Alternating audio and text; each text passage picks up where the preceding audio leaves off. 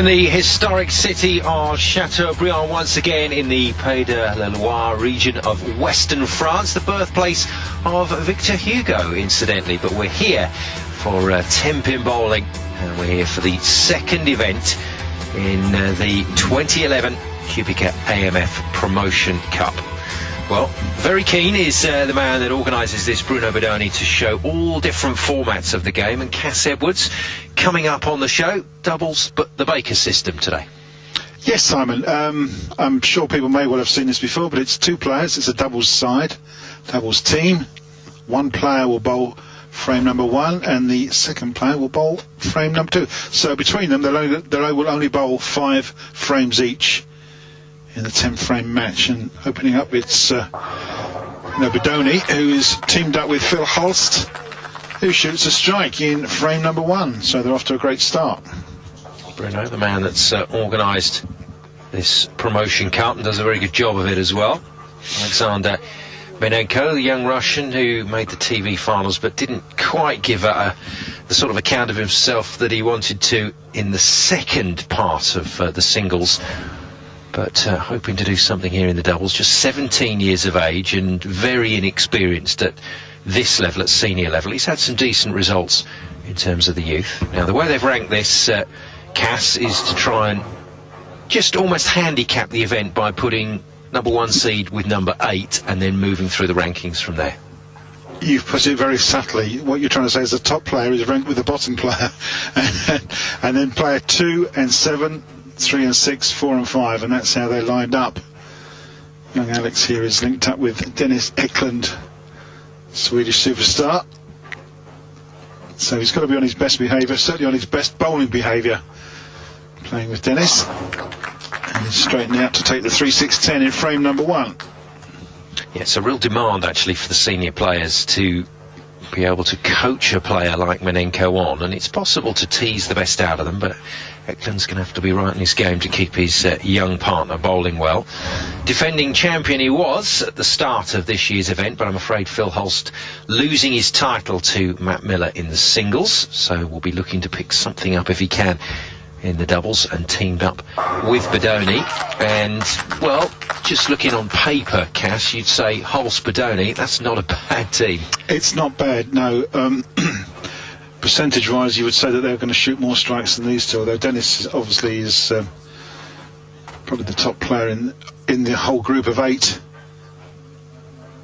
But he's got the novice Alex Menenko with him. And he can't really carry him. He can only bowl 5 frames, and Alex has got to bowl the other 5, so it will be interesting to see how they get on. Dennis carries on the same sort of line that we saw him in the singles final against Matt Miller, where he shot 257. So after a couple of frames, there's not much in it, and it's the pioneer of French bowling, Bruno Bedoni. It's going to stand up and hopefully make 3 strikes in a row for the Dutch-French combo.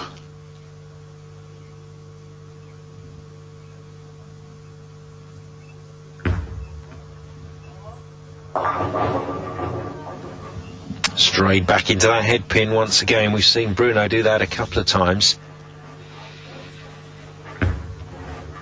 Yeah, single pin standing. Takes that away nicely in frame number 3. Yeah,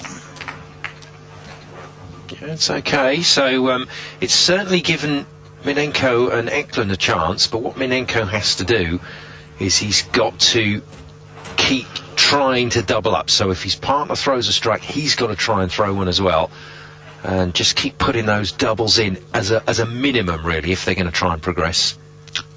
Well said, Simon. You're absolutely right. Dennis can probably strike all day on this pair of lanes, and has done. And it's young Alex that's got, as you say, has got to follow it up with another strike, and that's the first opportunity gone, unfortunately. And that can only be a spare, so there's no double so far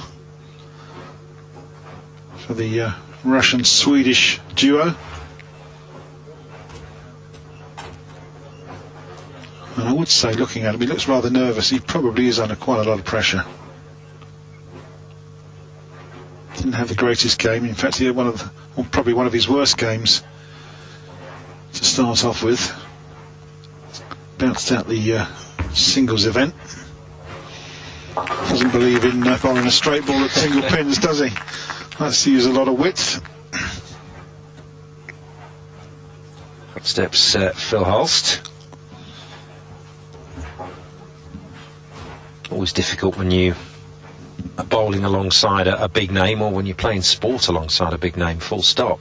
I think it comes down to how much you've seen of that particular player over the years. I would imagine Minenko's seen quite a bit of bowling on the internet, and he will have seen Eklund in action and winning titles in the last couple of years. That will play on his mind. Whereas for Holst and Bodoni, I think equal respect between the two players, but they'll feel pretty comfortable in each other's company. Holst, having won this event, of course, last year, will know Bruno very well. And that really was a great looking shot, and that's 2 strikes that Phil has bowled. Really was a great looking shot, right in the pocket for the right hander. Lots of rotation and lots of speed. Kind of pressure back on Dennis Eklund to actually make the strike, to give Alex the chance to double, what we were just talking about earlier on.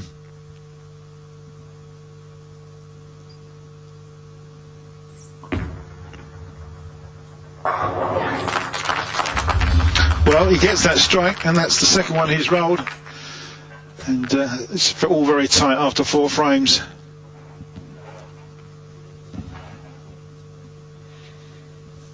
Match jumps forward to frame number 8,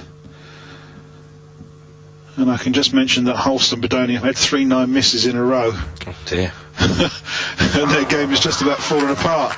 But Phil's back in frame number 8 with a strike.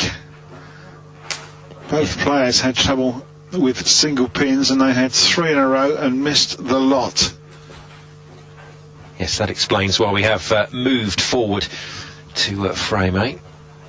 Bit of a horror show for the favourites for this match. And what it means is it's left Eklund and Minenko in with a shout of sorts.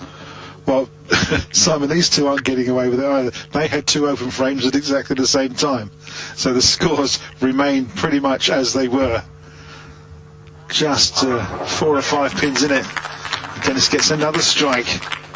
So he's really doing his part here, giving young Alex every opportunity to stand up and make the double.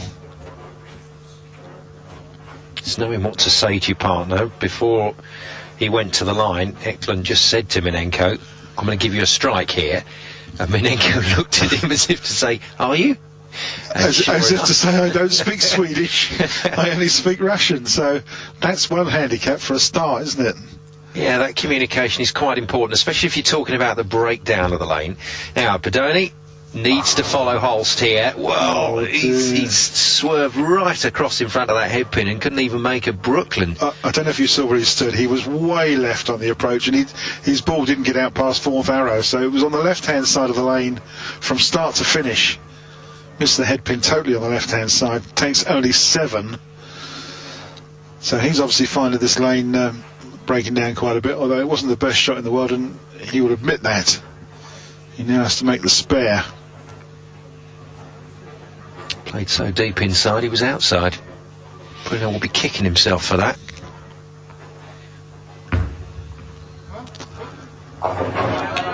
But he tidies up well. Well, stayed clean. That's all he could do. Yeah, missed the hairpin totally on the first time, and just about made it and covered that little sleeper there from the 7th spare in frame number 9. Dennis has struck in frame number 8, and the young man from Russia. Well, quite simply, this is probably the biggest ball of Minenko's tournament so far. It really has to be good. There is pressure on him. He needs to develop his style just a little bit more, but he is very young in age. A little bit too much of this going on for the youngster, I think. Lovely to see him get straight into that delivery, but away it goes. Oh no. And the 3, 6, 10 with the 7 pin way over on the left hand side. Now, this is a makeable spare, but when the pressure was on, he overhooked. There was too much reaction in the back end, too much rotation, and it went straight through the head pin. Didn't break these pins up. likely to be an open frame unless he's very, very accurate with his spare ball. Well, Dennis trying to stay positive, but struggling to hide his disappointment, and I'm afraid the open frame just when Minenko needed the strike. Well, it was never going to be there the way you put the ball down. Just didn't get any angle to get out to chip that 3-pin on the right side. So Phil Hulse stands up for frame number 10. Carrying 20-pin lead with Bruno coming into this frame. Oh, can't quite keep it at 10 now. Got the messenger. Didn't want to know, did it? Can only be a spare. And a spare and a strike here will give him 174. Not the greatest doubles game in the world, but it may well be enough. Unless Dennis can strike out 3 times in the 10th frame. So there's pressure on, first of all, to make this spare, which he does. Oh, lucky man. And doesn't Bruno know that? Bruno's going to sit down and let Phil take the last shot as well. A bit of banter between these guys, and Phil will be feeling pretty lucky about making that one. Otherwise that could have been curtains there. Yeah, he's just got to keep the ball on the lane now, because unfortunately Dennis Eklund, if he strikes out 3 times, he's only going to make 167, which is a pretty poor game. Not his fault, unfortunately. The way the team's lined up, he was playing with a player that will develop his game as the years go by, shall we say.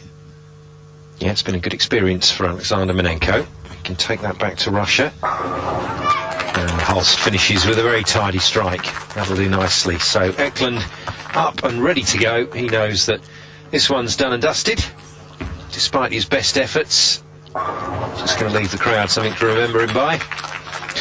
Yeah, he's had strikes every frame bar 1.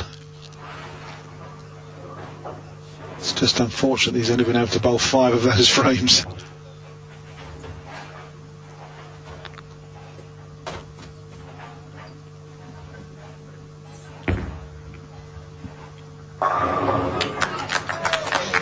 Another strike as well, finishing in some sort of style. Unfortunately, one more stroke won't be enough. They can't get past 174. Grabs another ball. As most of these bowlers will do, it doesn't matter if they've lost, they're going to watch every single bowl go down and just take a little read off it. Yeah, just experiment. You're quite right, Simon. Yeah, he's just going to see what's going to happen with this ball. We set it up for the next match. Oh, that was a big experiment, but there we go.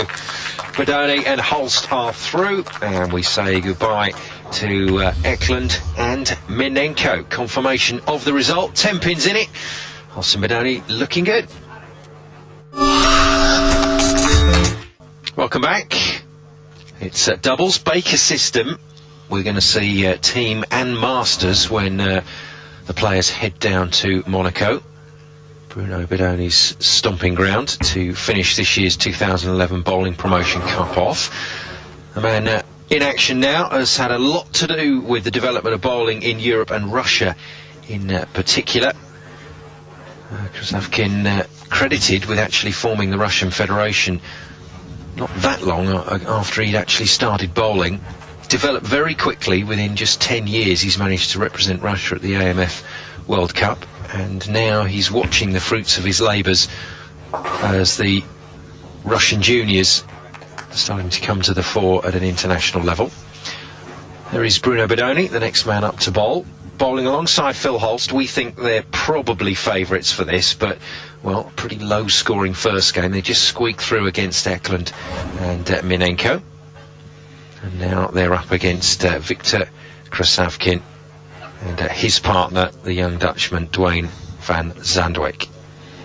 Bit of a mouthful, those two together as a doubles, aren't they? Just about managed that one, I'm glad to say. Oh, and Bruno, no, that's not what your partner Phil was looking for. Dear, oh dear. Bruno's gone high through the headpin, hasn't broke anything up at all. Just takes 6 pins. And open frames were kind of the curse of the last game, and it's so far continued through this game. It may well be that the lanes have got so corrupted under the TV lights and these high revving bowling balls moving the all around, and it's evaporated and it's disappeared, and these guys haven't quite got their A game, so it can only be an open frame as well. And the favourites are actually losing by a pin in frame number 1. Phil Holst, winner of the singles last year, and has looked in pretty good form, but he's been frustrated with himself. He's not been finding that strike line, and so therefore all that power and that ability that he hasn't been transferred into too many decent scores, but that's okay. And a quick low 5 with his regular doubles partner in the Dutch team, this young man, Dwayne van Sandwijk. And we thought just the occasion just maybe got to Dwayne in the singles.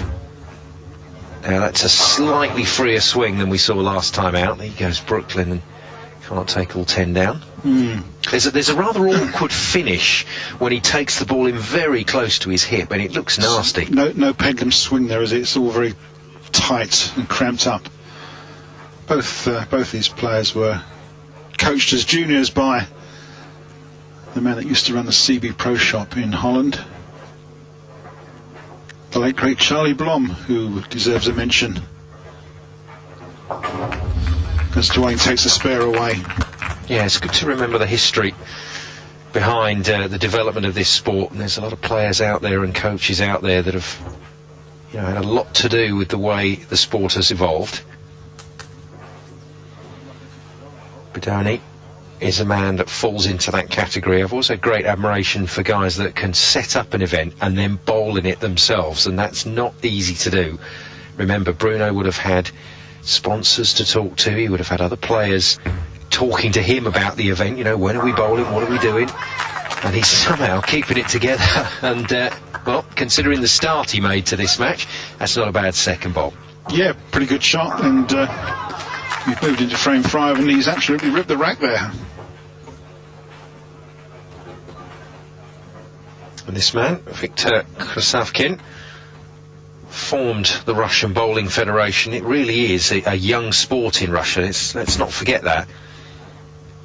But it has every chance of developing. I mean, as in lots of developing countries, there's always a lot of money being thrown at sports for international development, and it may well be that the sport in Russia takes off quicker than you would actually imagine, which can only be a good thing for the European bowling tour.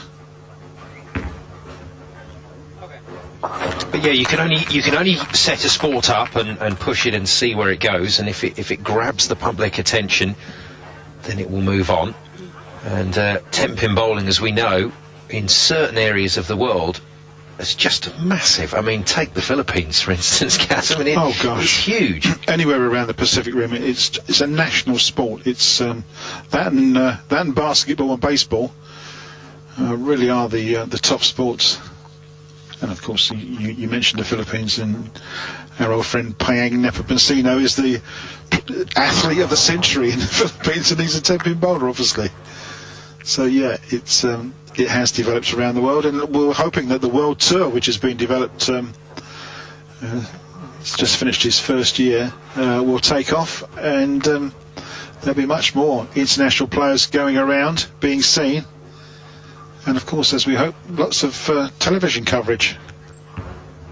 And if it doesn't go stellar, as just takes out that 10-pin, Phil Holst, if it doesn't go stellar in a country, then it's perfectly possible to find a niche. It is one of those sports that televises very well. And for many, it falls into a similar category to, say, snooker and pool, that sort of area. And we know how successful those two sports have been over the years.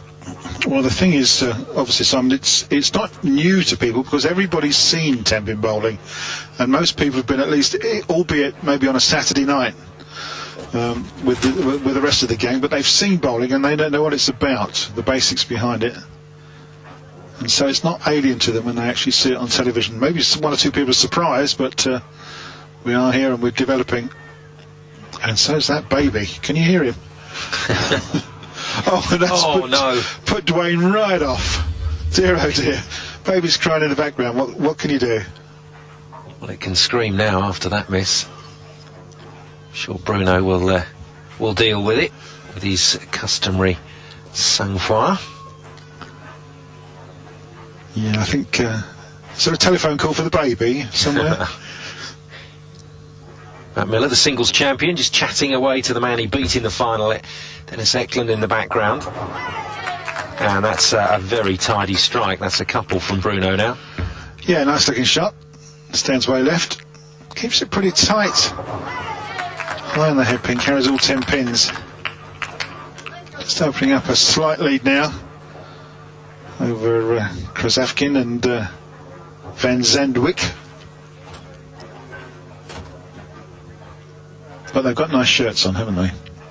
Yeah, they're pretty cool, actually.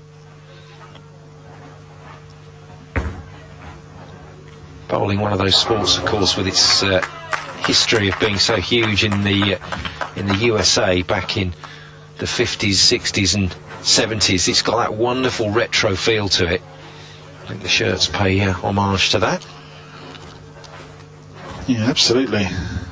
But with a modern touch here and there.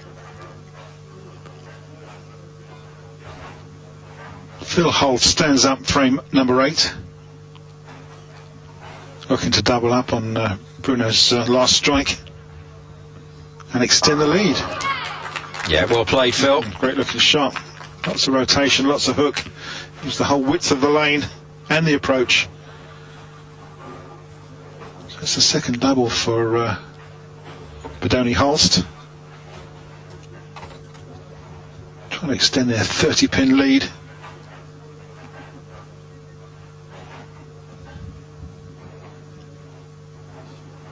No strikes at all for Van Zandwijk. He really is struggling, and he's only just made the head pin there, and he's fortunate to kick out the not only the 8 pin and the 10 pin as well.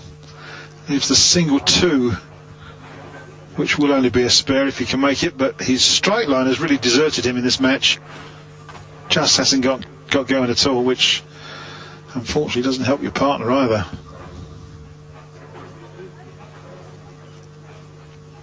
Been bowling, one of those sports where you can have a great variation in bowling styles. There is a coaching manual and there is a way to do it, but it also allows for variation because the coaches understand that certain sports players just play or deliver the ball in a certain way. But I think that style of Van Zandwijk needs a little looking at. Whereas Bruno's a great scholar of the game, and he's watched the PBA over the years. He's then gone and got himself involved in the fall tour out on the PBA, and you can just see there's a number of things to his game that are just right. That are really good. And of course, the other thing with young players, they will always learn from their mistakes. If they start doing things and missing pins regularly, then something's going to have to change in their makeup and the setup of their game. And just as I said that, Bruno's thrown a Brooklyn leaving a 5-pin standing. But yeah, just look at the three guys, the three form guys at this tournament. You've got Miller, Holst and Eklund. There are no frills to their delivery. It's very smooth. It's not a lot of extras, not a lot to go wrong. Yeah, it's pretty much honed and developed very well, and they've had the success. As I say, it's lots of young bowlers will learn by mistakes, and hopefully it won't take too long that they actually do learn from that. And I use an example of using a high hooking ball at a single pin. Once you start missing it, either left or right, you'll soon change style, go a little bit straighter. Oh, a great shot from Victor there, 10th frame. Sets him up with a chance, but I'm afraid there's too much daylight between them. Strike here for Holst, and he'll take his side through the 200 barrier. And there it is. It's a great finish. First shot in the 10th frame. He's going to take 2 more.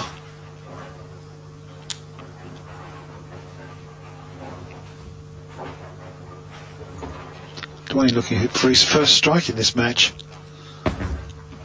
which is pretty unfortunate. Well, there you go. Just when it's not needed, he'll throw it. Too late, I'm afraid, for Dwayne and partner Victor. So Phil and Bruno will make their way through again, and once more, as soon as the tension comes off the shoulder, you see some really nice shots, and the last two that Phil has thrown have been very tidy indeed. Yeah, very smooth style, nice high backswing, great follow through, steady at the line, lots of rotation, and it really does look good. And Dwayne's taken the opportunity to throw 2 strikes as well. So just keeping the scores close and in touch. Phil has to finish last shot in the 10th frame, and if he strikes they're going to have 204, and that really is a good looking shot. Yeah, great finish, 3 great strikes from Phil Hulst. So nice turkey to finish then for Hulst. He and Bruno Bidoni progress, and we say goodbye to Dwayne van Zandwijk and Victor Krasavkin. More doubles to come then after the break. Stay with us.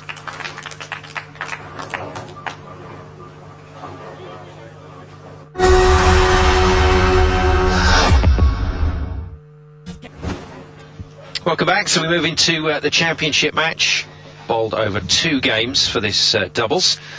It's going to be the Frenchman Regnier, one of 2 Frenchmen involved in this final, along with the organiser of this event, Bruno Bidoni, but not bowling alongside each other. Bidoni bowling with Hulst, so it's France-Netherlands, and #1 seed and singles champion Matt Miller will bowl alongside Tony Regnier. Technically 2 left-handers bowling side by side, although Matt Miller, as we've already explained, started his bowling career bowling right-handed because he thought you weren't allowed to bowl left-handed, and that's a true story.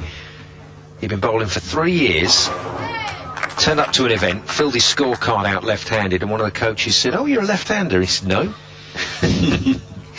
Not when I bowl, I'm not. Crazy world of Matt Miller. So we fancy Bidoni and Hulst for this, do we? We do, simply because Matt Miller, although he's the #1 seed, unfortunately Tony Regnier is the #8 seed, so we don't think it's a good combination. Well, and Bruno has probably just thrown the worst shot of the whole tournament, but he's managed to take 8 pins, and he's just going through his warm-up again, because this shot really just got off the hand and just turned left as soon as it touched the lane. Very fortunate just to leave 2 pins up, so it could be a spare. He's almost taken a step back from playing as Bruno, but in the last year he's tried to get back into serious practice and focus on his style, and looking to add to his 23 titles that he has in his career. Maybe that just played on his mind when he stepped up for that first one. Yeah, it's very much a power player's game at the moment, and I think Bruno's part of the old school that learnt in his stroker days, but he's developed some power and rotation, but perhaps just a bit short of speed on these apparently drying lanes. It's like Hulst, Miller, a real power player. He's cranked that one, but he's cranked it too wide, and the pressure on Matt is rather like Eklund in the earlier game that we saw with Manenko. They've got to strike. Yeah, they really need to work as a doubles pairing here, Baker format, and it will be very unfortunate if one strikes and the other one can't, because your score will just not develop. Anyway, Matt's 9 spare frame #2, so there are 2 spares in a row. Phil Hulst joins the party. Had a good long chat with Bruno before he stepped up. He's bowling on a different lane to the one that we saw Bruno bowl, but both of them have had a really good chat about what they think the line is, and that's pretty straight actually from Hulst. That's a good adjustment from the Dutchman. Yeah, he's come inside, he's got the rotation and the speed of the one. It seems as though he's just holding the break line between the oil and the dry part of the lane, round about sort of 12 or 14 board, and it just holds all the way nicely right up to the pocket. Now, we like Tony Regnier's shape. He gets a nice shape to his delivery, but unfortunately for him, he doesn't get the power onto that shape. And, you know, consequently, if you're going to put that many revs on the ball, but you haven't got the speed, it's going to cut up across the head pin, and that's what it's done there. Yeah, once it gets off the oil break point, the ball's going to do nothing but turn right for the left-hander. Just needs to learn to sort out angles and degrees and speeds. Takes the spare away nicely. And a high five from Matt, but that's 3 spares in a row. Durian, that'll be a phrase that Matt could use here. Both sets of players discussing the hand position at the moment. Durian, doesn't matter. Get on with it. Just watch me. Do what I do. Now let's see what Bruno's got in store here. I think he just needs to forget where he is, the amount of work he's put into this, and just give himself the next 20 minutes to play. Well, yeah, he's found himself in the doubles final, and, you know, it would be nice to pick up the trophy. They can go, oh dear, left-hand side of the lane, and he can't believe that either. It's a Brooklyn strike. Questions are asked whether it actually hit the headpin or not, but yes, I think it did, and it swept everything to the right. Well, I'm sorry, he says to Matt, but there's no need for that, no need to apologise. The old Brooklyn strike is allowed. He's got a funny style. Next time we see Bruno come up to bowl, you just watch how just before he releases the ball he looks down. Whereas Matt keeps the eyes firmly focused on the target. The target isn't always the pocket. Players will sometimes look at a board, they'll look at the arrow. Everyone's got a different focal point. Yeah, of course, you're quite right. Very few professional bowlers look at the pins. Well, I'd say they certainly don't, but yeah, they've got different marks down the lane. They've got the arrows to use as guides, and then further down the lane, about 45 feet, there's markers as well. And if they can hit their target with the right speed and rotation, they're pretty much assured that they're going to be very close to the pocket. A bit like that. Nice shot from Phil. Makes 3 strikes in a row for the Holst-Bedoni duo. And an early lead as well. Well, traditional entry into the pocket for the right-hander from Holst there. Now then, Tony Regnier and Matt Miller under some serious pressure here, in the French left-hander has to find a strike. He's dumped that down, back it comes, but very, very gently, very tamely into the head pin, and it's never going to get a mix off that. No, it's a bit of a mess, I'm afraid. It only takes 6 pins. I think it's the 2, 4, 7 and the 10. Now he can chip the 2 pin across and it will go and take that 10 pin out, but he's got to have some accuracy here. Left hand side of the 2 pin. Go for it. Well, it's pretty close. Oh, unlucky. Just didn't turn up enough. He really did give it a try. Pretty unfortunate there. But it is an open frame. Frame number 5. We're halfway through game number 1 already. Well, for me, Regnier looks really tight, and the problem that he's got after throwing that last shot, leaving that open frame, is that the pressure now is going to fall away from Bedoni and Holst, and if it does, I think they'll be away and clear. Yeah, well, they can relax a little bit.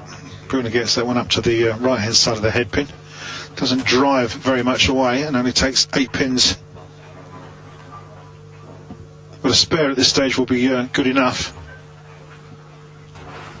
I've got the 3 strikes in a row, and the Matt Miller, Tony Regnier duo. No doubles and 1 open frame. Now, 1 pin tucked behind the other, Cass, is never easy. Call it the sleeper. Got to be very accurate. Ball's got to carry through and take the back pin. Well bowled, Bruno. That's a great shot. Got to have some drive on the ball to get through that 2 pin and do some damage on the 8 pin right behind it. So it was a good spare, and they've stayed clean. Now let's take a look at this Matt Miller delivery style.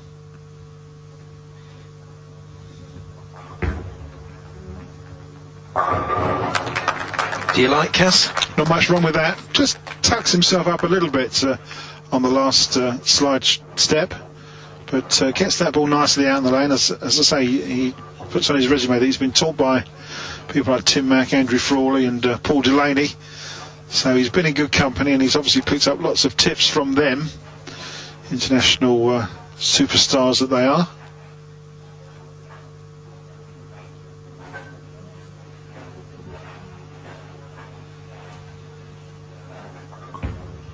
Holst, it's the most expansive action of the 4 bowlers involved in this doubles final. Doesn't quite get the result on that occasion, but the way that shot worked out, that's pretty much summed it up for Phil so far at this tournament. It's a very nice shape on the ball as it goes down the lane. It's got the rotation and maintains it. Uses the full width of the lane. He's very confident to throw it out to the right hand side, knowing that it's going to come back. And it's just a matter of are you going to make the pocket or not. Just a spare here, takes that away nicely, and the team stays clean. And that's the situation. It's 25 pins plus as we bounce to the 8th frame. But remember, this is a 2-game final, so Miller and Regnier not done just yet if Holst and Bidoni take this first game away. Nice stuff, really good. Yeah, Phil is looking quite relaxed now. Very happy on these lanes. Strikes after that very large split that Bruno had in frame 7, which was their first open frame. Now in contrast, just watch how tight Tony Regnier looks. He's got to try and settle the nerves. A little bit better. And he's a touch lucky there as well. Nearly got the messenger across for all 10. He did indeed, yeah. He had the 7-10 standing. The 10 went and the 7 kind of wobbled in the wind. But this is the 7 pin for the left-hander who may be suffering with a bit of nerves. They're working on a couple of spares, and he really needs this to get back in the match. And that's what I talk about when you bowl a straight ball at a single pin. That ball hooked. He put some rotation on it, and the ball just went straight at the pin and then turned away. A basic error, unfortunately. Was that his mum telling him off? I think he will be getting a telling off after that. Not just from his mum. I don't think Matt Miller will be too chuffed. That was a basic error, I'm afraid.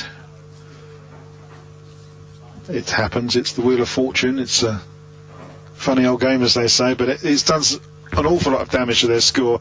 They're 150 with 1 frame to go, and Bruno's buried a strike and makes it a double. How about that? He'll be very pleased. Yeah, no pressure on the arm there for Bruno, and he's thrown a nice ball. So not really much that Regnier and Miller can take away from this first game of the final.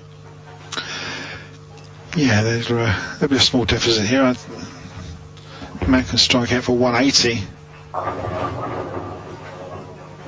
Can't quite make that, so he leaves the single pin standing. So spare and 10 is a 170 game, and unfortunately he is suffering along with Tony Regnier. Just can't seem to get going as a pairing.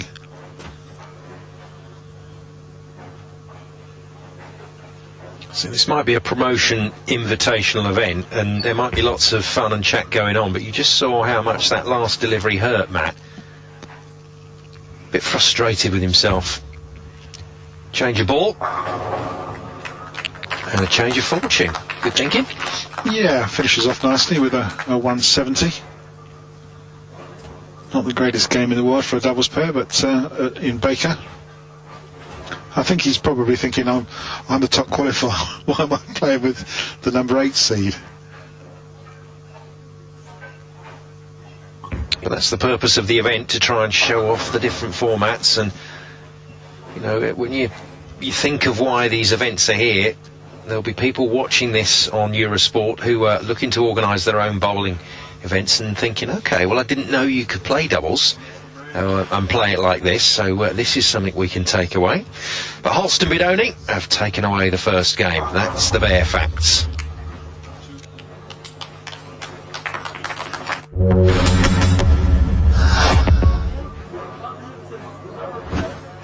Welcome back. Bruno Bidoni, along with partner Phil Holst, head into the last game of this Baker doubles final with a 24-pin advantage. I think Cass carried over from the first game over Regnier and Miller.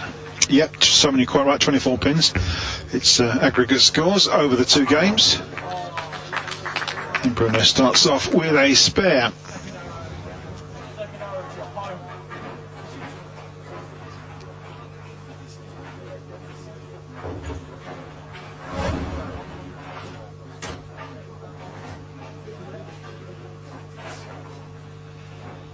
Tony Regnier's looked just a little concerned, and we just need that left arm of his to loosen up. We need to see that lovely shape that he can get on the ball, but it's not happening at the moment. Don't know if you heard Holst and Bidoni saying second board, and trying to talk it up. Tony playing out on that left-hand side of the lane, which, you know, a lot of the pros, Cass, would see as a real advantage. Undisturbed oil, they can do what they want, they can set their own groove into the pocket. Somebody quite right, yes. Unfortunately, Tony Regnier is not a pro. Although he's got the lane out there on his own, he may not be able to take advantage of it. And at the moment, he's suffering. Now, Phil Holst, although he bowled really well in the singles to win it last year, took it away from PBA player Michael Hogan Jr. By his own admittance, he had an absolute shocker in the doubles. But he's bowled quite a lot of doubles since then, with his partner Wayne Van Zanweek, who's watching in the background. Dwayne having a good old chat with Dennis Eklund at the moment. And Matt Miller now smiling. I think there's a very relaxed atmosphere, shall we say, about this final. And that's probably the best way for Miller and Regnier to bowl from here.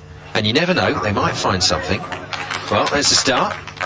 Well, yeah, Matt's gone way left on the approach there, and trying to strike in the second frame.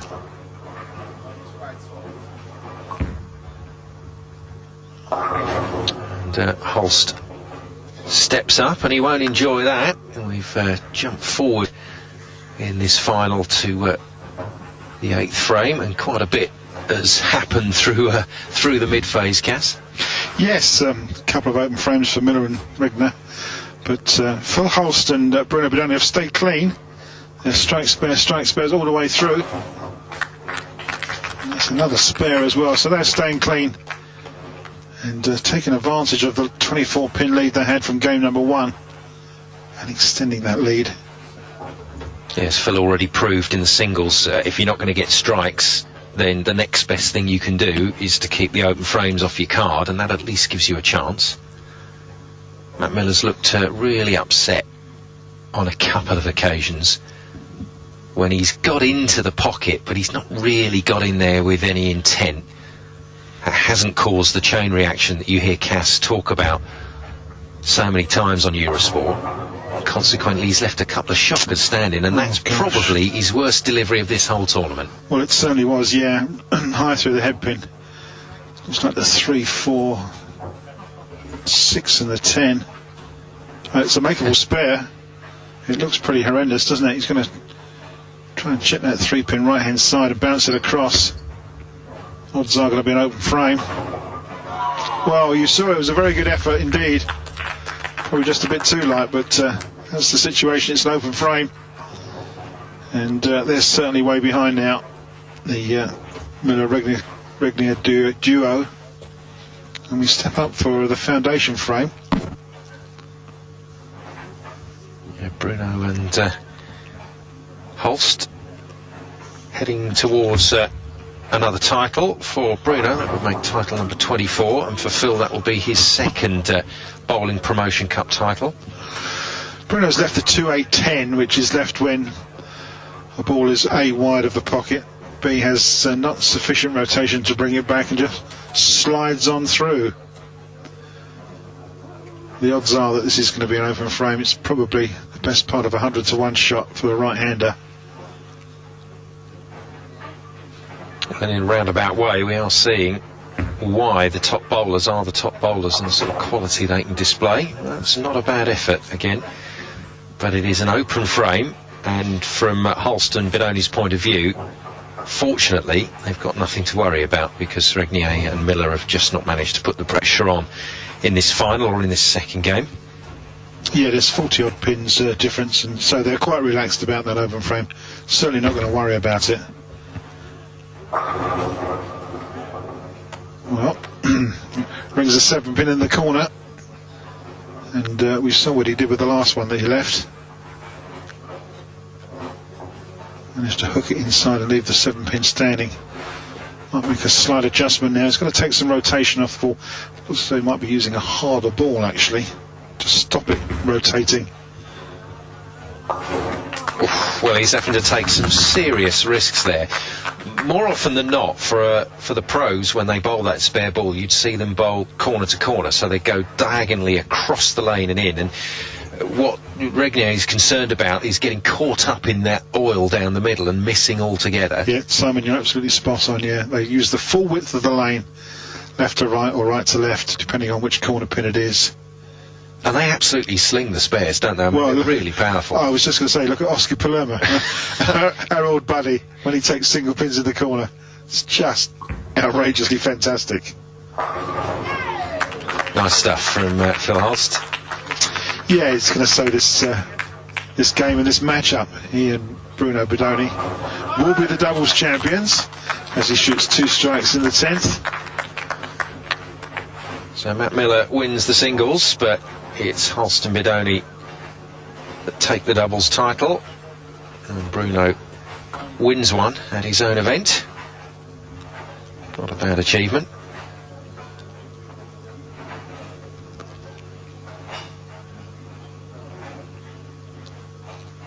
Yes, he'd just like to sign off with 3 strikes in a row for a 190 game. It really is a powerful ball, is it? Can't quite get the 10 pin out, but it's a great looking shot from a young man that's going to go far on the European tour, I'm very sure. Well, take another sport that likes to spin the ball like that, table tennis, and they would say that is fizzing. Holst fizzes it. Now let's see if Matt can fizz it. For me, Matt's just looked a little tired. I think maybe the singles has caught up with him. Hasn't quite found the pocket with the force that we know he can find it with, and he's gone deep inside on that and got a beautiful strike out of it. As you say, very deep inside. His feet were over the left-hand channel, weren't they? Left-hand gutter. Sharing a joke with Phil Holst. These guys meet on the European tour. They come up against one another on a reasonably regular basis, so they know one another's game, and they've all got a great sense of humour as well. I think you have to be a 10-pin bowler. Well, 2 strikes in a row for Miller, but unfortunately it's only going to take him through the 160 barrier. It's been a low-scoring game for them. Yep, so it hasn't been Miller and Regnier's final, but it certainly has been Holst and Bidoni's final, and it's time to hear from the winners. Here they are. Phil Holst and Bruno Bidoni, you have just won the doubles finals of the Bowling Promotion Cup 2011. What would you like to say about that? I'm very happy to win again. Last year, for the first event, I win with Sergei Andreev of Russia, and now I win with Phil Holst of Netherlands, and I'm very happy to win this tournament with him. And you, Phil? I'm happy about it. The first time I played was last year. The doubles with Victor. It was a disaster. And now I play with Bruno, and yeah, won the match at the other. We win, and I'm happy about it. So, big trophy.